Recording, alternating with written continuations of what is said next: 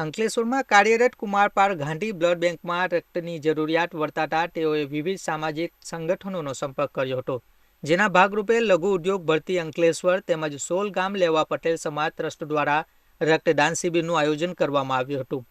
માનવ મંદિર હોલ ખાતે આ રક્તદાન શિબિર યોજાઈ હતી, જેમાં રક્તદાતાઓએ ઉત્સાહભેર રક્તદાન કરતા 75 યુનિટ જેટલું રક્ત એકત્રિત કરવામાં આવ્યું હતું। આ પ્રસંગે સોલ ગામ લેવા પટેલ સમાજના પ્રમુખ કમલેશ ગામી, રેવા ચેરિટેબલ ટ્રસ્ટના કિરણ મોદી અને લઘુ ઉદ્યોગ ભારતી અંકલેશ્વરના પ્રમુખ કિશોર કાછડિયા સહિતના આગેવાનો તેમજ આમંત્રિતો ઉપસ્થિત રહ્યા હતા।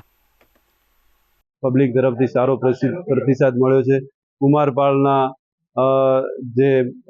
કુમારપાળમાંથી અમને ફોન આવ્યો હતો કે ભાઈ અત્યારે બ્લડની ખાસ જરૂર છે અને જરૂરિયાત હોવાથી અમે આ બ્લડ કેમ્પનું આયોજન કર્યું છે અને આજે 75 જેવી બોટલોનું આયોજન થશે એવું લાગી રહ્યું છે।